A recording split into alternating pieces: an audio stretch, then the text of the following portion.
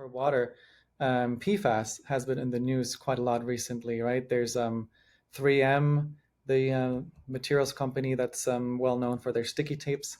They've been basically fined several $billions. It was of a fine for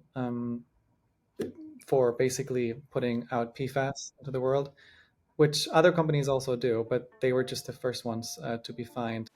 Welcome back to the Clean Techies podcast, where we interview the top climate tech founders and investors to share their stories, advice, and lessons when it comes to building and investing in climate.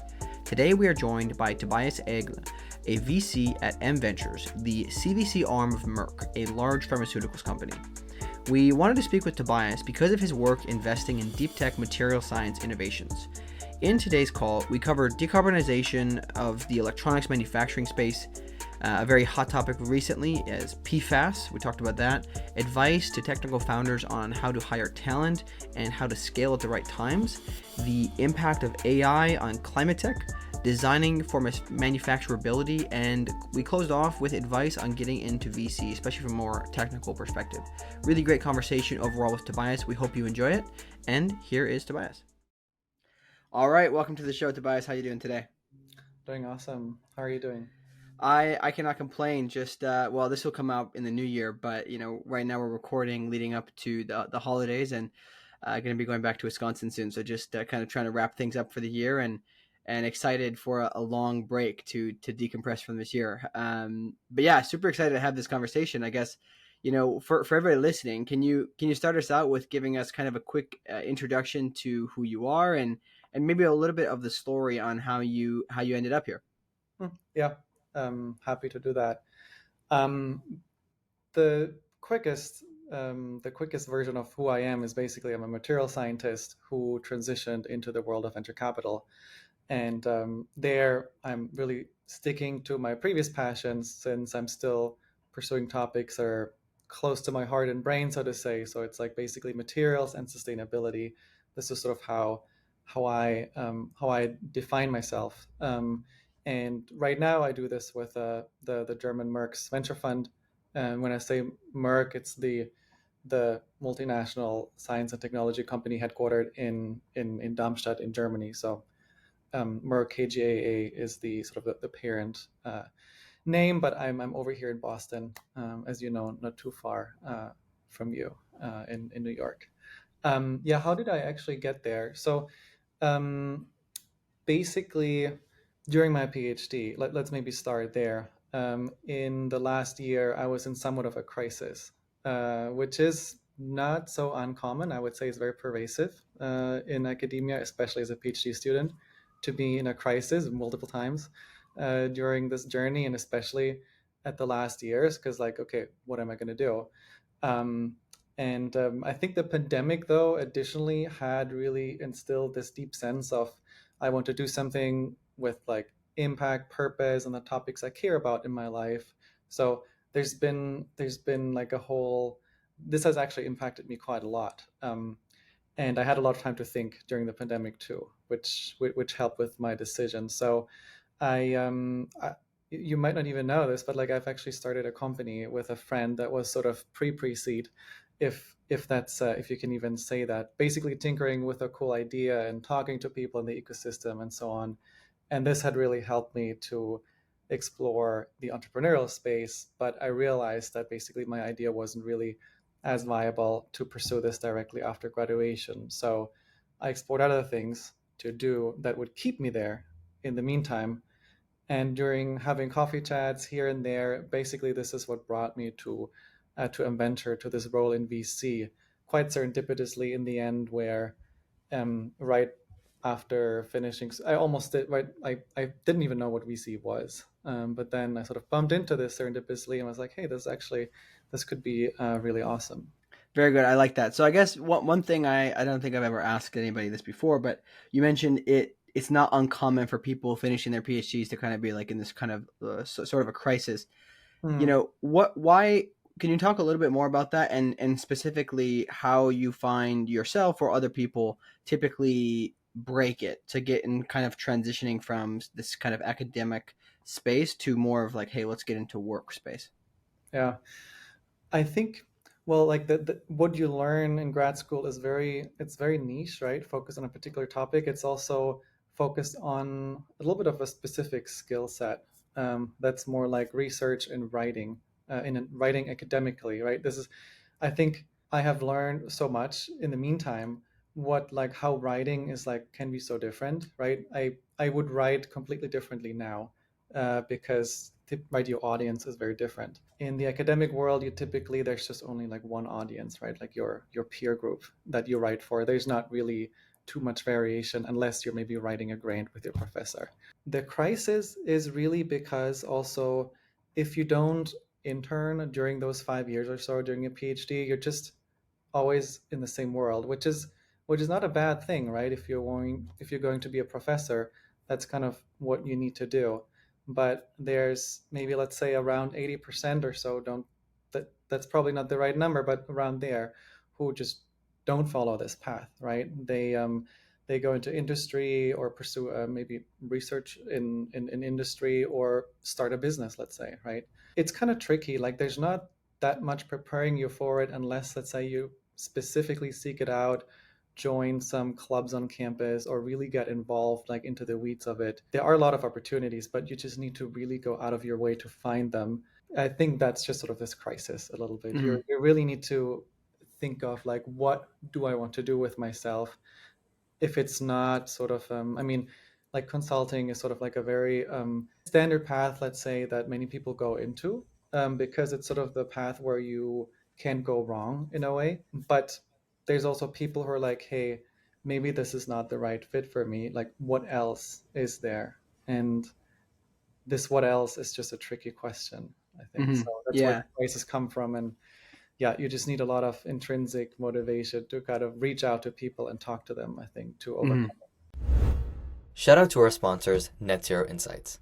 Net Zero Insights' mission is to enable the transition to a sustainable future by giving decision makers access to the leading market intelligence platform on climate innovation.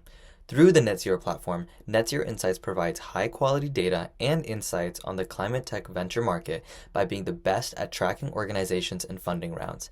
I personally have had a great time using this to prepare for the podcast and researching companies, funding rounds, VCs, and the latest I need to know about the climate tech ecosystem. Use the link in our description to schedule your personalized demo with the team and claim your 10% discount. Thanks again to the Net Zero Insights team for sponsoring this show. Now, I think that's interesting is, generally, and this can be applied to other things besides just getting your PhD, is that if people are in a certain kind of track, it's very easy to just stay on the track kind of like without thinking about it, right? If you want to reference the Matrix, right? People just kind of doing the thing that most people around them are doing and following it. But if you really want to, whether it's your career or even in the terms of building climate technologies, for example, kind of find other inputs to get you thinking in a different way than the people around you, so you compare two things. I think many large innovators and very successful people kind of intersect two different things that are not usually considered to go together. So I think that's pretty interesting. Can you tell us a little bit more about the actual, you said you bumped into venture capital. Can you tell us the a little bit about the story of getting into M Ventures? What was it like? How did you meet them, and what made you ultimately decide that this was the right thing to do? I bumped into one of the at the time principals of the firm through a friend, actually through two different friends. So there were two sort of different ways how I found out about them. Well, they were local, or at least have an office here in Boston, very close to where I was, in Cambridge. So that kind of that's always a plus. I think if you're already in the locale, then these kind of Brownian motion, serendipitous meetups or introductions can happen, right? You have like a bit similar friend circles, overlaps. How I found out about VC was when I really wanted to sort of go into entrepreneurial mode a little bit, and just learn a little bit of the what are like sort of the ground, like some fundamentals of how would you even think about it, like what kind of like IP would you need, how does this work. And there was I don't want to like tout any specific like program or so, but I think there was sort of this early stage entrepreneurial program from the Engine here in Cambridge, that I participated in together with my co-founder, that very directly exposed me to VC just because like VCs were managing the program and we had some sessions with them. And then also NSF has like these customer discovery programs, NSF ICOR, they have local chapters, and just meeting other folks who wanted to do similar things, you just kind of get to talk to each other. And then from there on, this was kind of like a moving, it was almost like a, how do you say, it's like a snowball effect. Yeah, that's what I mean. It's just sort of builds on the momentum. And then I started listening to podcasts. Like at the time, I was super into MCJ podcasts and just like learning more about climate through this angle. And then you go to like a few events and then you see really sort of some momentum building. But it all started like very small, like, hey, I want to just kind of learn more about it. Yeah, absolutely. And so I guess why don't we get into, talking about M Venture specifically. So obviously they hired a materials science person, right? They're a venture firm, a corporate venture arm. Can you talk about what M Ventures focuses on, maybe in relation to the corporate, just to kind of what do you focus on? What are you looking to invest into? The way how we interact, or like the difference between us, is really that we're sort of a small team, like a small venturing team under this bigger corporate umbrella. Most of our work, like other VCs, is externally facing, right? But we do have some of those internal um, conversations, like stakeholder discussions with experts or like executive leadership, mainly to align strategy and to see like, hey, where do they want to go? Where where do we want to go? Where's sort of like a good middle path, and where could we kind of add some foresight basically to the roadmap of the company? That's kind of one of the main purposes, right? When we speak of what's our strategic value add to Merck, or why does this make sense, is really to bring in ideas from like the external innovation ecosystem. Because just like large corporates, there's like this term, innovator's dilemma, right? Where you're just too entrenched in a certain vertical, almost like our PhD example before. You're so specialized. It's tricky to see the next step, perhaps, and that's kind of that's where we come in on sort of a high level. So that's kind of the nature of the interaction. And then of course the partners of the fund, they basically manage the relationship to make sure we are actually keeping the LP also happy, right? That we do what's sort of beneficial for all of us. What do we look at? So we basically follow the business verticals of Merck. So, but by the way, in the US, we are EMD Sorono, Millipore Sigma, and EMD Electronics. And it makes kind of sense to mention at this point because these are like also the verticals. And so Sorono is basically the life science business, the healthcare business. And for us, healthcare, we have a healthcare fund, is basically therapeutics oriented. So there are a few strategic indications like oncology, immunology, neurology, and fertility. And there's quite a lot of flexibility if we do like preclinical or clinical stuff. But I'll not go into too much detail there. Then the second one, which is Millipore Sigma, is the life science business, which is relatively broad, basically any tools or technologies that aid life science research or biomanufacturing. So biomanufacturing or life science research. Um, some interesting stuff there is I, I'm hearing this in the news like lately quite frequently. Like now, like gene therapy, right, is really sort of en vogue, and like it's sort of there's some momentum building there. So manufacturing of like gene therapy manufacturing is super expensive and a very time consuming process. So this is, for instance, something that my life science colleagues really focus on, right? Looking for startups addressing those problems, or bioprocessing solutions, even like AI discovery for antibodies, those things. The third one for EMD Electronics is the semiconductor business. So Merck sells semiconductor materials to fabs like Intel, TSMC, Samsung, and so on. And this is sort of where I put more than 50% of my focus into. So semiconductor is sort of is a lot of my jam these days.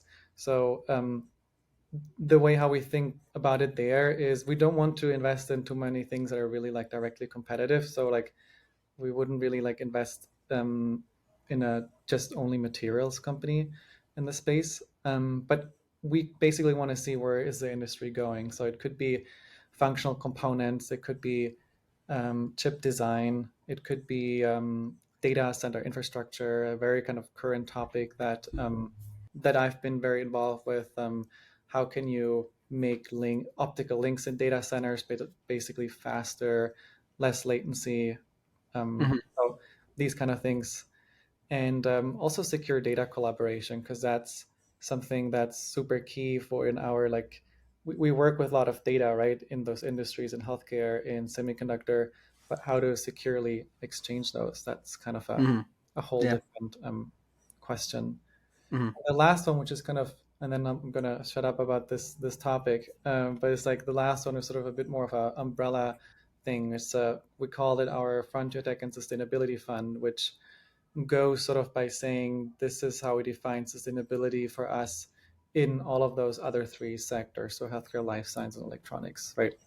What what can we invest in that sort of contributes to more sustainabilities in those Mhm. areas? Hey guys, sorry for the interruption. I just need a few seconds because Soma and I have two quick favors to ask. Putting out the show each week takes about 15 to 20 hours between us, so it's a lot of effort, and it would mean the world to us if you would leave a review and mention your favorite episode. Secondly, if you're not already, go over and subscribe to the podcast on Substack. The content is free, but if you like hanging out with us each week, maybe we're even the kind of guys you'd like to buy a coffee for on occasion, consider becoming a paid subscriber. For the cost of one lavender latte a month, you can help us immensely. Thank you for tuning in consistently and helping us to share our guests' stories. Now back to the show.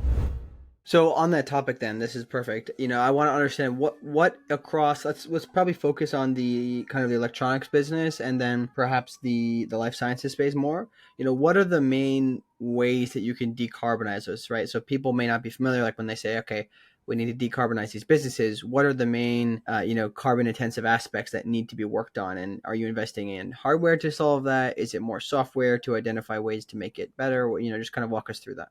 Let's do with with semis. That's sort of what I can comment on the best. So we focus on hardware, but not exclusively. So maybe an interesting example to share, which is, well, maybe not strictly sustainability, but we have recently invested in actually a pure software company called Tignis out of Seattle. They are using reinforcement learning to flatten the wafer after it's processed and before it goes into the patterning step, the lithography step, which is sort of what lithography is, what the expensive ASML tools do. And since these nodes for the smallest transistors are so small, if you have warpages in the wafer, your projection of the light will miss the spot, and you'll get failures and sort of low yield. So what they do, which is kind of funny that um, other like these huge semiconductor corporates actually haven't been able to do, is really to make a product that sits on top of those manufacturing machines to calculate a pattern to solve for the stress and flatten this wafer, basically make it like flat within like less than sort of 10 micrometer height distance. So make it incredibly flat after you have like these stresses in the wafer, and then they're actually contributing to lots and lots of value in the end, because it directly impacts like the excess that you would not have anymore.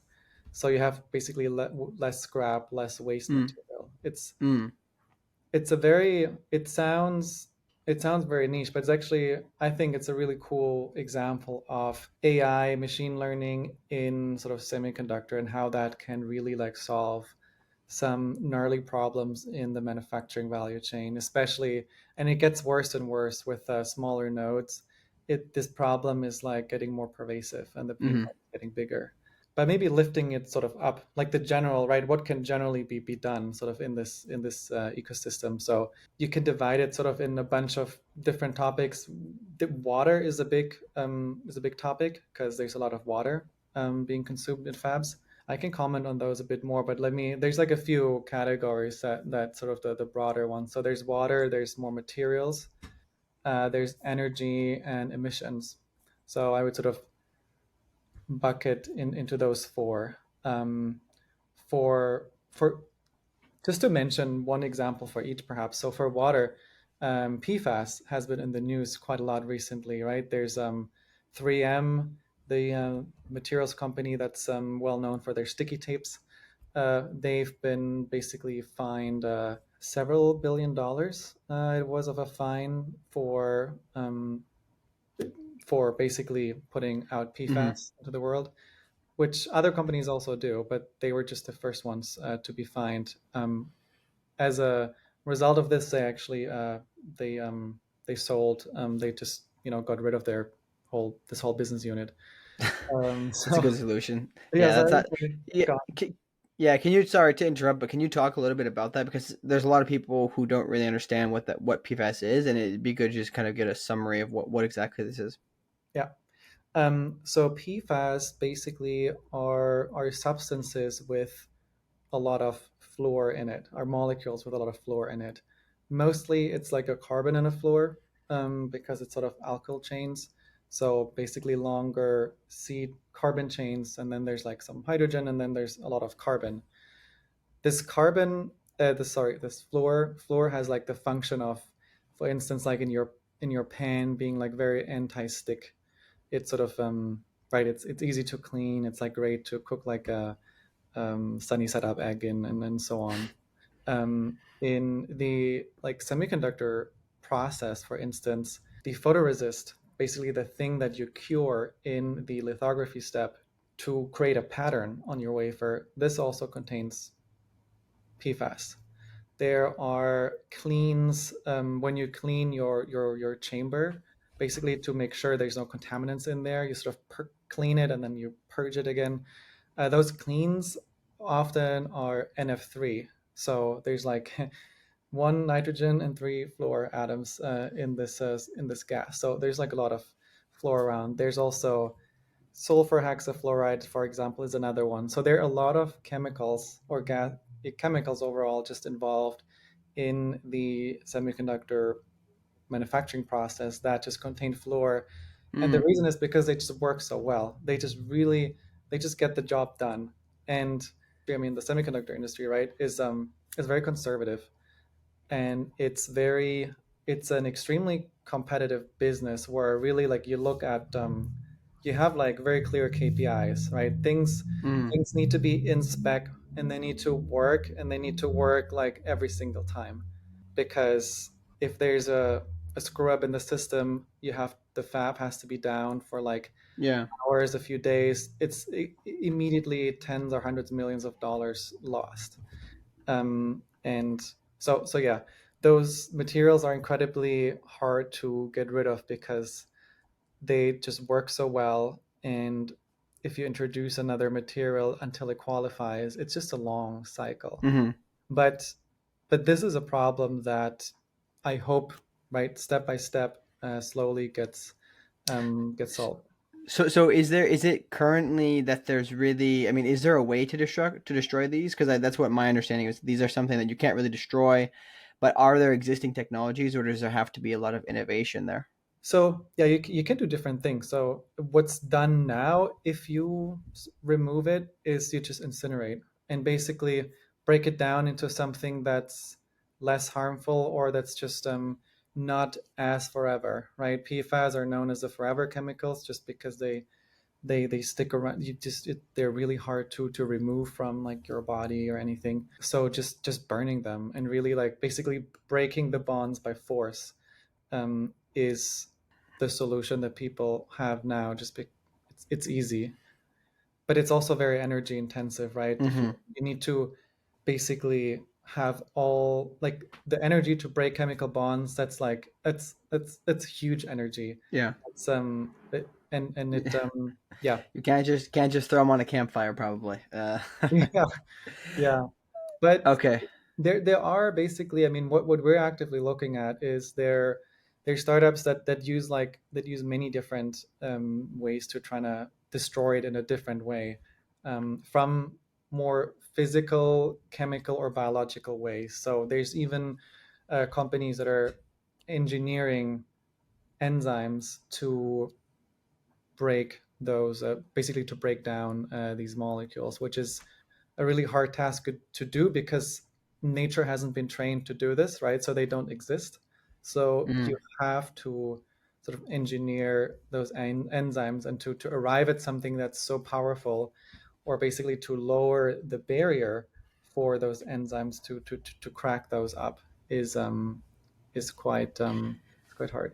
So is this one of those situations where, because of some of the recent news with 3M, the manufacturing companies are all like quite worried that they're going to also get hit with fines? So they're I assume the manufacturing facilities themselves, people who are making these or creating these, are very actively looking for either alternatives or ways to get rid of them, because it'll go from being something they didn't think about before to now being a large cost center. So they need to destroy them.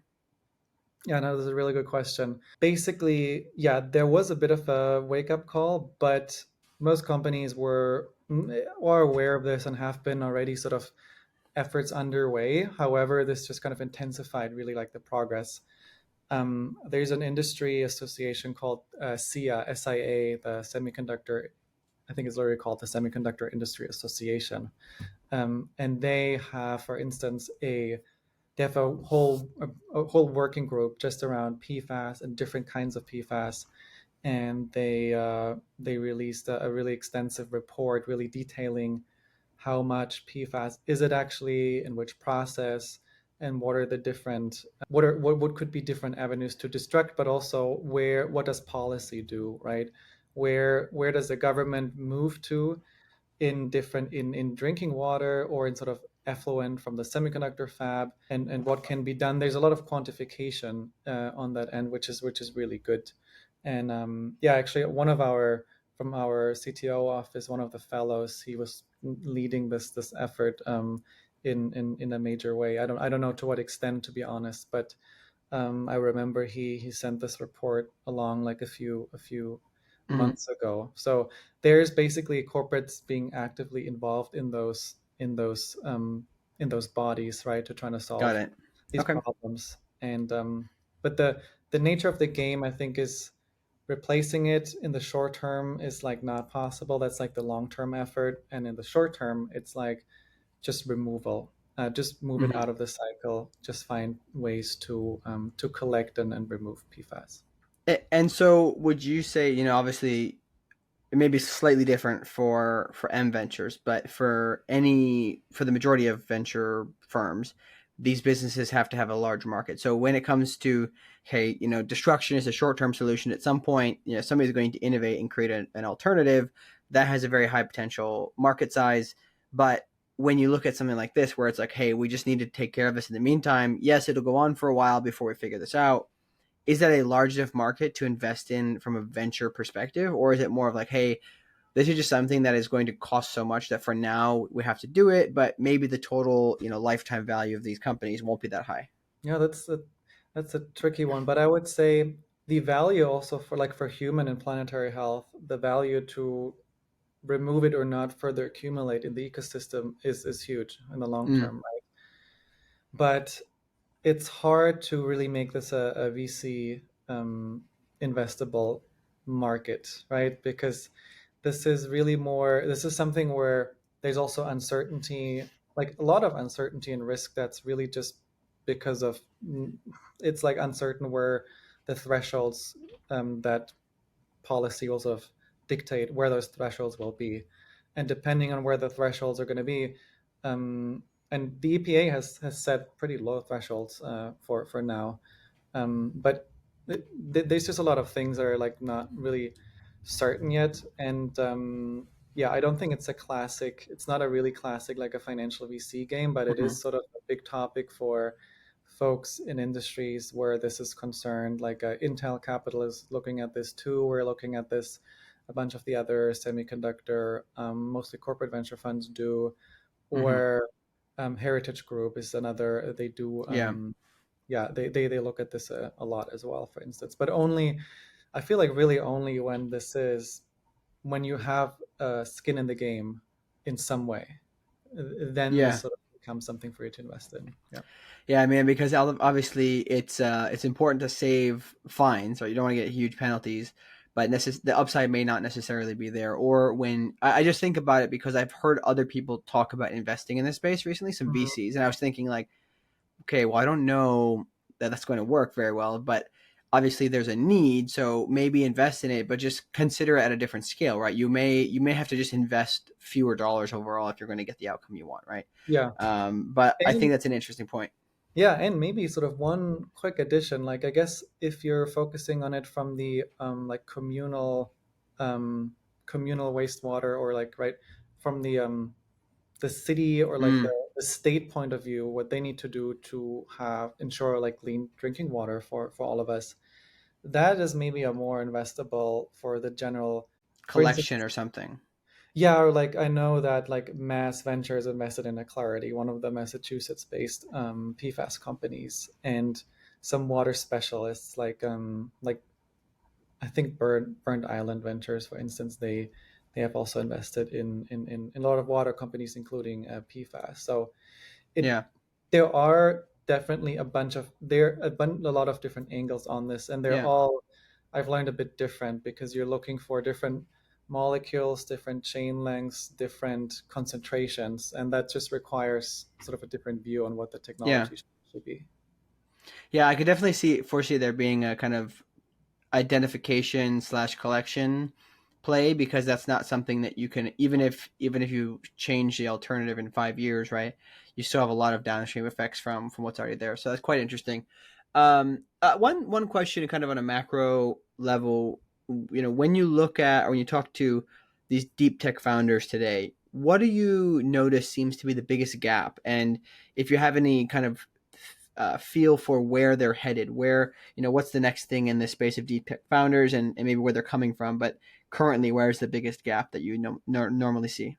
You mean in terms of The founders topic, in, or yeah, where they are? generally speaking, like what everybody has a certain set of skills, Mhm. and oftentimes when you look at kind of the history of venture, you see kind of people, founders will evolve to an extent, right? In software for now, building a software venture is relatively straightforward because people understand the means to get there.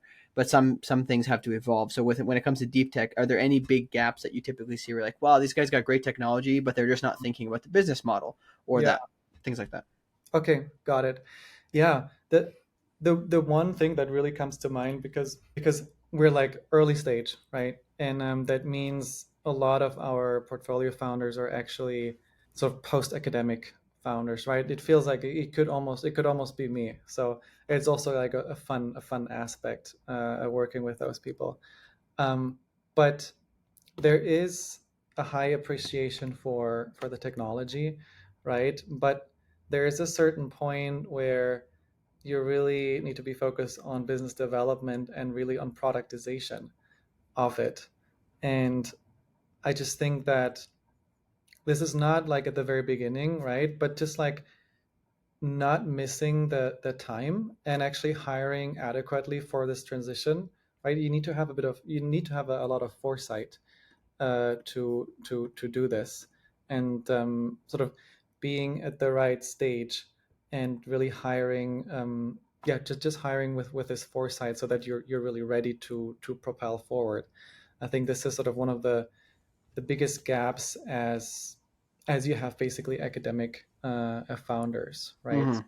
Sometimes a great advisory board, or just like folks who well, hopefully giving you a valuable and good advice, Yeah. right, that can help. But I had recently seen sort of basically like a, let's just say, I didn't, and not mentioning names, right? But like a team that was is thinking about, okay, we how do we get to the Series A, basically, right? And then when you asked like, oh, so who's doing product, right? Then there were like no show of hands. So I was like, oh, okay, like that, like that needs to change. So I think these kind of things are very challenging to sort of transition from the where you're doing like R&D, but like more D, right? More development than actually research at the seed stage, developing from this D phase into this building a product phase. Mm-hmm. And then that's really hard in deep tech, I think. Hey guys, we need your help with something. In order to better understand what you like most about the show, what you dislike, and how we can help you, please take 7 minutes to fill out our listener survey if you haven't already. It only takes about 7 minutes, but it will drastically improve our ability to give you the best content that you're looking for. Thanks for your help. Now back to the show. I think it's quite fascinating because this is something I've bumped into from my day work in recruitment, is that a lot of very brilliant, very sharp people coming out of university building these companies. And in some cases they have boards. In a lot of cases they don't, because I interact with a lot of early companies. They also, because they don't have experience building companies, they don't have, let's say, a hiring thesis, or they don't have any of these ideas flushed out on how to work with the broader business as a whole, right? How to build a business.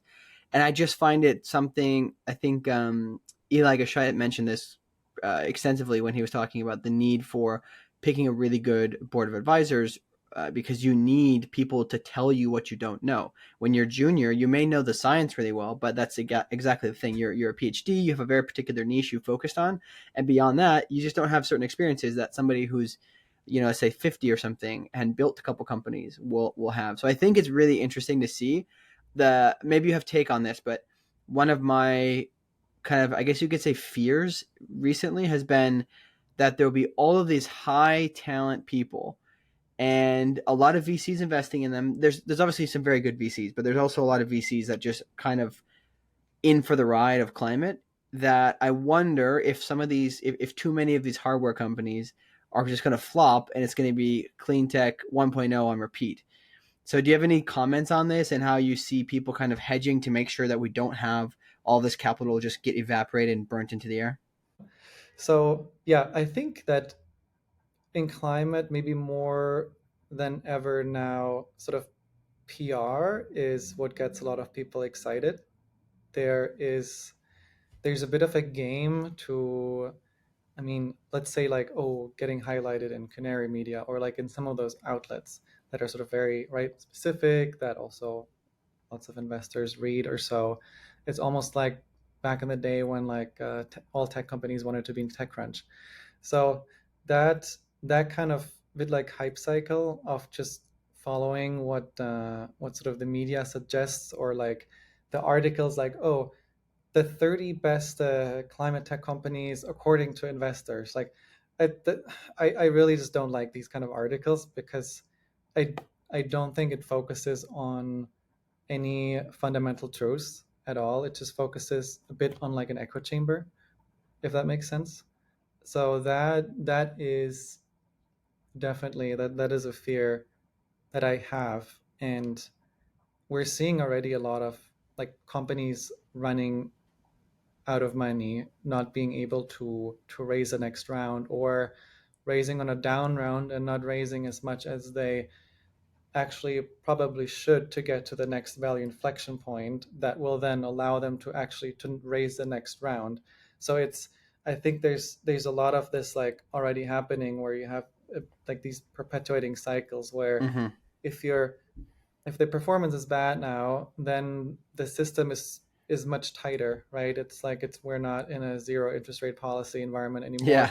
So it's much more difficult. And that's also why I am like a company where I'm a bird observer for, it's like an optical interconnect company, where I'm like so happy to see that. So we just recently closed an oversubscribed round, and they have runway until around mid 2026 basically. So that's like amazing, right? That's like that's really really good. But if you're if your runway now is like a year, you kind of have to start raising now, because it'll take you definitely more than Mm-hmm. half a year to close around. So all these things, it's and then as a CEO, you're almost spending like 100% of your time just on fundraising. It's like it's very difficult how you actually then running the company on the back end, right? So yeah, these are sort of some of this time. Yeah.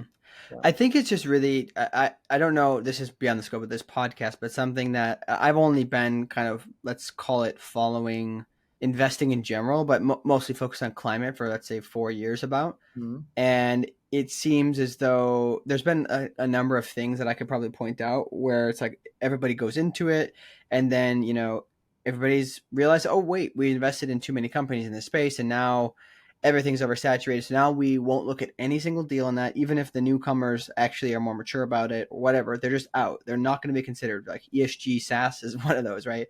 Nobody will look at that anymore. It's not happening, right? Right. Even for people who I think are quite brilliant. So I just find it interesting, this idea that people are constantly just following waves, and there's very few investors who are really not getting caught up in the rigmarole and just going with the flow. They're really kind of stable. They have their anchors and they have their ideas.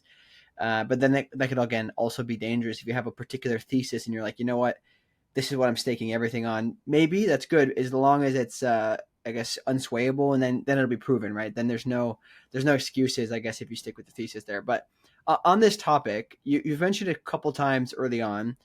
Right now, something that's really hyped up a lot is AI. Right, people Mm. talk about AI quite a lot. If you don't have AI in your business, you're probably not going to get dollars right now. At least that's how it seems sometimes.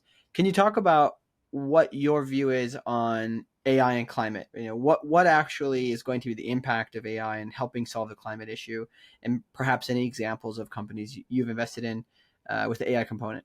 I guess generally AI, that this sort of I find this funny, right? Especially with the semiconductor view. So in a first instance or in the short term, like AI is basically well contributing to emissions, right? It consumes a lot of energy, water, and so on to make all of those. But I'm pretty confident that really, like in the long term view, it's definitely going to have like a really positive impact. We sort of as inventors, we only invest in we did only invest in really like mostly like hardware climate, which is, for instance, like a clean meat or microbiome, which can have basically from skin to gut microbiome health to also food and ag, big impacts there. And it has like this pharma angle, obviously, as well, right? That's sort of why we were really keen on it. But I can I can take this from the personal viewpoint as well. So I guess I would really divide it into you have like you can AI can help with mitigation or AI can help with adaptation overall, right? So for mitigation, especially as a material science person, I have been quite amazed by seeing a lot of advances in material development, right? This just 2 weeks ago, this was just for the timestamp on this podcast, I guess. So this was November 29th, was when this paper in Nature with Google DeepMind came out, right? They have basically it's called a genome, which is graph neural. Okay, no, I can't. It's like graph neural networks basically in the Mm-hmm. end. But so this project they have predicted over 2 million new materials and apparently around 400K very stable or mostly stable compounds. And so this and some of them have been actually tested in real life. I think like around 700 or so of them have been actually sort of made, like synthesized. So just to ensure that this is actually, that your AI is not just telling you that this material should exist when then it doesn't, but you should actually be able to make it, right? Mm. So this was kind of a really cool advancement because it did just kind of it blew up this whole ecosystem, and I think within like 1 or 2 weeks, this paper had like over 100,000 views on the Nature site, which is pretty That's a lot, right? Yeah, like I want to be a first. If you're like a first author on this, like this, yeah, yeah, that's good. That's nice. you made your thing. So that's sort of what I think is pretty exciting. But the history of this whole stuff goes back to like a DOE project at the time in the early 2010s, like the Materials Project, sort of like a UC Berkeley and Lawrence Berkeley National Labs joint joint effort at the time. So this space has been it existed for a while, but it has really dramatically accelerated recently. So that is what what I think is pretty interesting, there are a few examples like Mitrachem, for instance. They're sort of a battery. Basically, how do I describe this? It would be like a company that uses AI to shorten the development cycle of for certain type of battery materials. Yeah, so Mm. it's like software plus hardware. They actually make materials in the end also. So Mm-hmm. that and I think the company is going really really well. So that is a dramatic success. Maybe one other. So just generally speaking, to for the audience, then the major component you're sharing here is that AI can be utilized to, instead of like going in the lab, having an idea and coming up with things on the human aspect, many options can be tried on the computer, and then there's like, okay, assigns probability. This one's more likely than not. Here's what you need to do, and then the scientist can go test it. And in some cases, perhaps there's even machinery doing this on its own. Okay. That is basically the gist of it. And some people are also researching like automated labs, Mm. which also Merck has like their own efforts of doing this as well. And I think just recently um, signed they recently signed had like this collaboration with the University of Toronto on sort of materials discovery, or more accelerated materials discovery in general. So there's also companies who are really piling in to this, and yeah, it makes sense if you're a materials company. Um, you can there's a lot of benefit you can have from AI if it then really like works, right? That's sort of the crux. And in the past, it hasn't really worked all that well, but I think yeah, I mean, right, that's kind of the Yeah. truth. um but we could be kind of at this transition point where like maybe like finally like with, I mean, yeah, the last year was like insane in AI. So with all of this development, perhaps really this starts mapping much better onto for materials as well. Hmm. Yeah. Okay. Interesting. And then you said that there was also on the adaptation side, there was Oh, a couple applications. yeah, yeah, yeah. Yeah, I guess for adaptation, I would see something like more in the climate resilience bucket, could be of tremendous value, where you're more like predicting supply chain, generating insight, sort of recommendation, even when it comes to weather forecasting, right? Like weather forecasting, like accurately for natural disasters, being able to evacuate certain areas earlier, and just not having like false positives where then people say like, ah, it's not going to happen, I'm going to stay at home, and then actually it hits, which I think that's kind of a big that's kind of a big problem, right? So um, that is that I think is sort of a great or like a relevant example. Hmm. And Yeah. doesn't make sense. I don't know if I would jump back to mitigation, like something related to grid is Mm. probably also what I would mention. So around predicting demand, and basically how do you in the smartest way integrate renewables, how much, at which time, at which sort of node, how much can that node actually take in terms of power, and so on. So I think there's a lot that you can do there for resiliency of the grid and integrating renewables.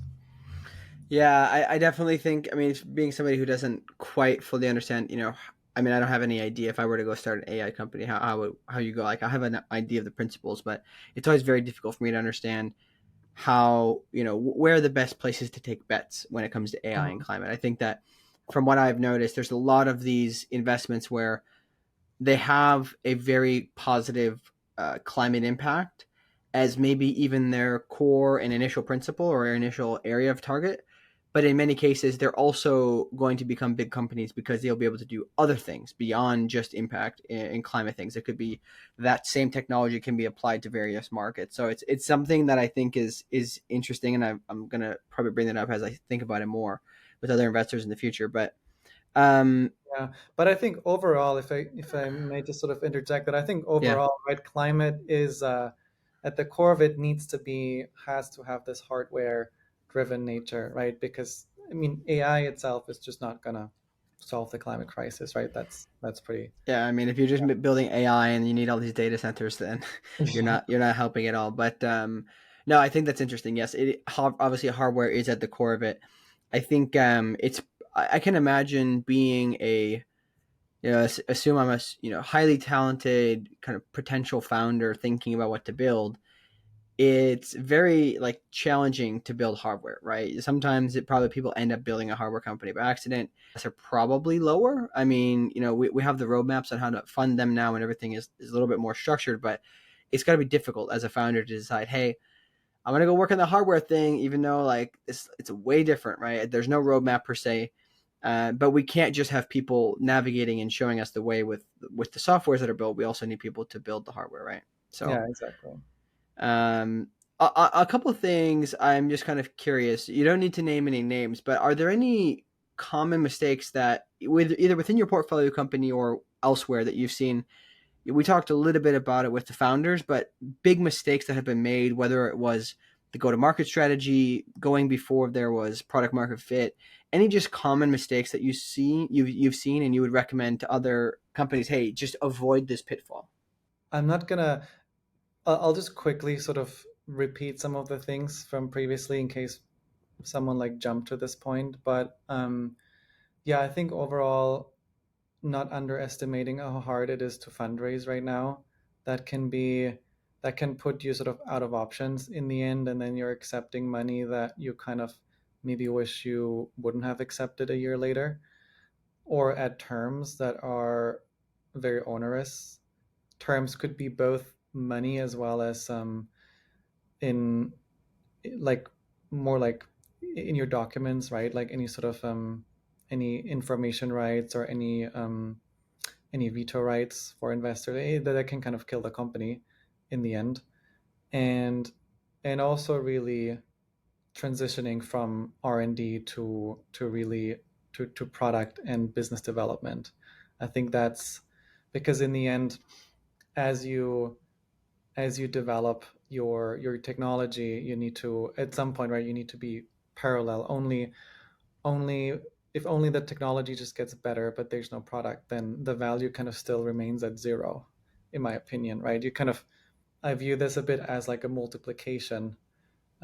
The You have like the technology, and then sort of the other factor to multiply by is almost like, right, how ready is it? How did you design for manufacturability? Like this would be like a big topic in hard tech, but especially also semiconductor. Like if you're not designing for manufacturability and you give your designs to a fab, they just like it's gonna be sort of, yeah, they don't know what to do with it, because like you need to design things with them in mind, right? Like what can they do, what works well for them, what's an established process, a technique or so.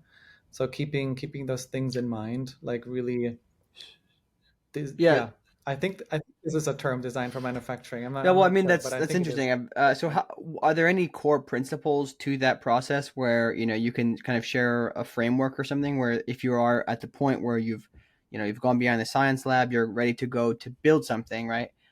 What are the core principles to follow if you're going for that? Is there like a checklist of some sort or resource you can share? No, I don't. I don't have there's no checklist. I think it really depends on, yeah, which industry you're really in.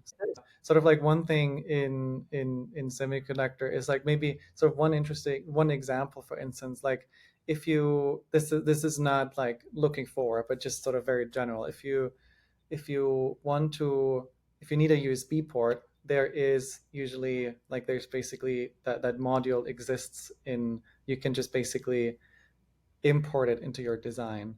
So there's like certain pieces and certain components that you basically need to take sort of the design, the geometry oftentimes also, because you cannot make any arbitrary geometry. Basically, that you basically need to adhere to those design rules or import sort of Mm-hmm. the component. Yeah. uh, and I then mean, work with it. I But assume you want yeah, to that's work with as much of the existing, maybe commoditized type of infrastructure there is, and use what you can, and then innovate as little as possible to keep costs down initially, right? So, um, you know, we tend to keep risk yeah, risk low, right? Because like, yeah, if you're trying to establish a new process, then then your manufacturing partner is probably going to be like, no, I don't think that's good. No, you should maybe look for another one to do Yeah, this for you, because then they're going to make a loss or so, and they don't yeah. want to do I that. think So reading through. I've already mentioned this on the podcast before, so for some people it's repetitive. But I was reading through the Elon Musk book by Walter Isaacson, and there's like the parts about the mm, manufacturing process, doing it themselves. It's just crazy, right? So if you think about how hard it is to do that, the manufacturers know this, right? They're like, they as a contract manufacturer have things that they're trying to keep you in these parameters, right? So try to be aware of that. That's something interesting. I'm going to add to my framework. In terms of that is yeah, true. Yeah. in terms of ideas, let's just say tomorrow you were forced to go start a company in climate and you couldn't be an investor anymore. What are some of the ideas that you have, or at least the macro areas where you feel there really needs to be something to solve X problem? It's obviously that's pretty hard. I think I would really try to be right now in sort of the areas that I feel like I know best, which is in like the area like sustainability in semiconductor and like a materials angle. So this could be something in more like sustainable processing, or it could be something related to sourcing of the different materials you need, or something completely else. I don't have a super specific thing there, but yeah. And also I haven't I feel like I'm seeing like so many things every day that I don't have time to think about Hmm. what I would do. uh, Interesting. So yeah. just to recap, you're saying that you would probably focus somewhere on the supply chain of manufacturing the electronics to make it more sustainable. Yeah, Hmm. that would be something that I could see, like whether that's more on anything in the actually sourcing materials, or the sort of the closing the loop in the back end, sort of recycling wise, or if it's more about a new process. Or but new process, this is like new process is like hard. I would probably not go into semiconductor, but elsewhere, just because, yeah, if you want to change a Hmm. process, just you probably shouldn't be a startup. No, I mean it's a Honestly. super interesting Yeah. point. Something I don't think unless you go and scour around, it's not something like product market fit where you have to find it. You don't Mm. necessarily think, oh, I can't change the manufacturing process. You have to work within the bounds of what's there. Otherwise, getting to the scale is going to be difficult. Um, any particular advice? I'd be curious, especially just to correct me one thing, where you invest, is that mostly later stage, like Series B and beyond, or is it also early? Mostly Okay, seed and mostly Series student A, Series A. actually. Okay, so that's just a little different than most corporate ventures, so that's interesting. So I guess when you invest at that point, you see the companies go through a pretty important part of their growth. What is the most important piece of advice you have to founders during that process when it comes to their team building? You talked about hiring, but any particular thoughts around Mm. team building and kind of getting those initial people that are really going to be core to your growth? There's a few things. They should be high caliber, obviously, but something that recently we had like a big discussion about is just about how kind of everybody needs to be hungry, right? Hungry for the mission, the vision, the whole purpose around it, sort of having this real doer mentality, and especially in the early stages, being pretty cross-functional and wearing a bunch of different hats. Um, right? Like in the beginning, everybody should be able to cross over into a bunch of different functions. And but I would say overall, yeah, thinking about like what are the skill sets that you actually need on board, and just being sort of complementary to each other.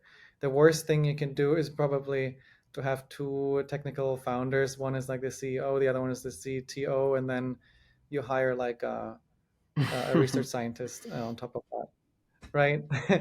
Sort of like, but it can obviously, like in a pre-seed, it can kind of start like it. We had a It was a very unlikely thing of us to do. We made a pre-seed investment some time ago, and just because it fit really well within our thesis, and that thought like, okay, we're gonna do this anyways, why not now, right? And there we actually said like, hey, we're going to underwrite this risk for you, but we also want you, but we're also going to help you to find a partner in crime, basically like a CEO. So, and then they were like this duo after like a couple months after the round closed, the new CEO onboarded, and then we basically had someone who already had a startup before, but whose background is very technical, so who had kind of like experience from like these two different worlds already, with the then new CTO. So, and I think that was sort of a really good combination to really rapidly Yeah, accelerate. I think that's quite interesting. It's very difficult, depending on the founder. You know, it always depends on the personality if they're interested in sharing the stage, right? And I know some people. I think I've heard many people say that the best founders that they've encountered are the people who are thinking, "Hey, I don't want to be the CEO. I'd rather be the CTO, right? I want to innovate because this is what I do." And I think that is interesting. It takes a Yeah. level of humility and maturity to do it, but it also takes a level of humility and maturity to be the CEO that didn't found the company, right? And to be respectful of the founders and the mission and the vision, but then lead it in a business oriented way. I Yeah, I mean, that's so true. And that's really like the sort of, you need to, if you're agile enough and you're kind of, I mean, I don't know, people sometimes say the word coachable, right? Or, but just in general, I think that you expressed as well, like the humbleness and just being like, knowing what you don't know and knowing what to do to sort of just plug those gaps a little bit, to be a more holistic like team with all those different facets that you want. Yeah, yeah. I think that's really key. All right, so we're kind of coming to the end here. I'd say, why don't you give us a bit of advice for? I mean, you're relatively kind of newer to VC as it is, and you have a bit of a closer perspective on the process of getting in. So perhaps your advice to people who are younger who are looking to get into VC, whether I would like specifically, if you can answer both ways, but I'd also like to hear specifically speaking to the more technical crowd, right, on whether or not to get into VC if they have hesitations, whatever it is. But I'd like to hear your perspective on that specifically. So if I had something as a technical person in my PhD that I thought would be like really viable to do and to jump into this after graduation, I would, if this would be you, I would totally, recommend doing that. Right, I would totally pursue this path, because honestly, like after your PhD, this is it's now so normalized to be a CEO of an early stage company, with that PhD background, and it's also very really low risk. I mean, there might be some other components like sometimes, yeah, sometimes there's some personal or some other reasons that might not make it sort of as viable, but in general, if you have the opportunity, I would like totally jump on it, because, and it's also, even like corporates really like value this later on, somebody who had this experience early on and who made this jump.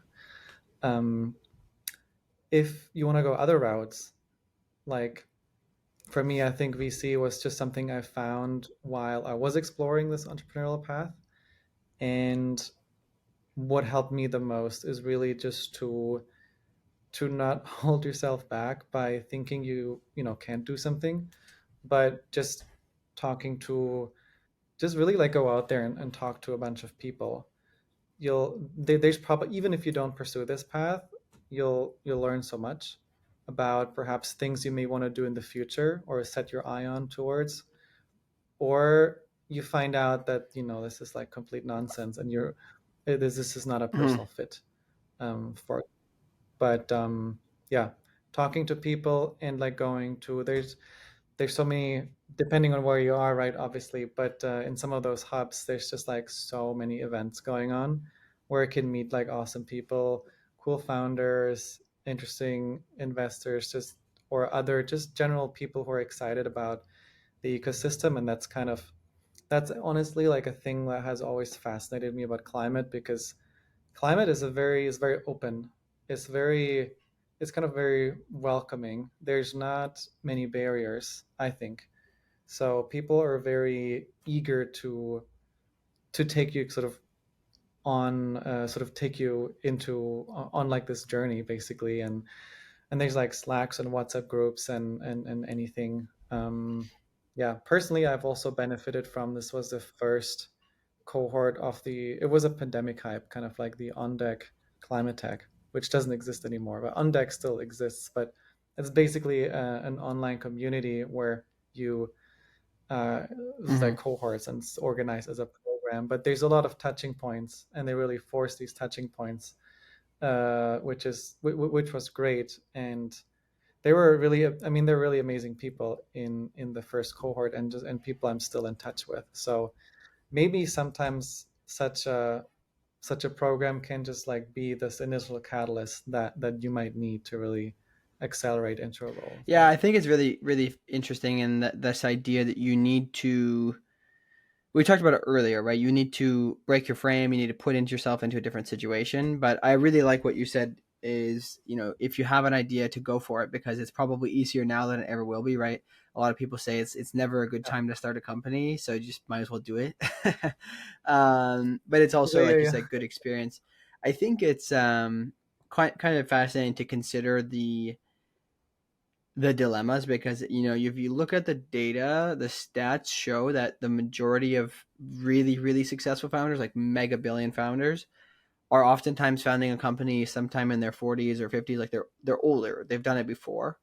So it's like Mhm. kind of counterintuitive if you just listen to that. If you're maybe a data oriented person, you say, well, what are my chances? But I almost guarantee you that if you go into their past, they probably tried something earlier on. Maybe it's not well known, but they probably tried and failed at something. And then those failures taught them a lot when they went to go work in corporate for a while, or to go as an investor, and then just as a journey. And this is something, as a pretty young person myself, I always think about just trying to understand, like, am I doing the right thing to maximize the future benefit and kind of value that I can bring?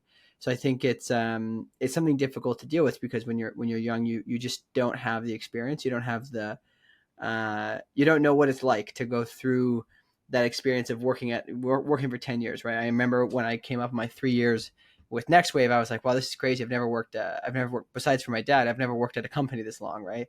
And it's just kind of weird, like you Yeah. start to see compounding and all these other benefits. So, very good. Yeah, but there's a lot of other things. I feel like if you're an immigrant, if you went to like you studied in another country, right? Like I think very early on, even if you had like some adversity or you put yourself into just kind of stressful situations that you felt like, oh, I really want to go to study in the US, or right, I really want to do XYZ. And then you do it, you succeed. I think those can early on just have dramatic impact already on you. And then what follows after, whether you're like in product at a company or maybe like at an R&D role, or or in consulting, or whatever, really, right? That can also have an impact. But I think even like those very early um, experience, I think, can also really impact your path and just your risk appetite, basically, right? That's what it, I think, comes down to often, like how willing are you sort of to jump into this sort of Yeah, blank yeah. canvas. No, that makes a lot of sense. I really appreciate this. I think we've covered quite a good amount today. Any final thoughts for the audience, Tobias? And where people can reach you at anything, any asks? People can reach me. Well, LinkedIn is a good way. That pretty easy to find, because my last name is pretty uncommon. So Tobias, Tobias, and last name Egle, Egle. Or I mean, actually, can also first name dot last name at m-ventures.com. That works equally well. And yeah, this was super exciting. I think one thing I wanted to say is that, and that kind of this sort of just this occurred to me. This I love sort of doing this podcast now, just because what got me into climate, or how I learned about climate, was via podcast as well, sort of in the very beginning. So this is kind of it's almost like a giving back, coming full circle moment. So this is just kind of this always feels very Glad to hear it. I special. think podcasts played a really important part of my life too. Is in a different way, but A lot of people have podcasts nowadays, so sometimes it's hard to keep going. But I do appreciate hearing the good stories. So appreciate you coming on. It's been a pleasure, and I'm very, very keen to see how things develop and how your investments go and how things continue to grow in the space. So thanks so much for coming on. Awesome. Thanks so much for having me.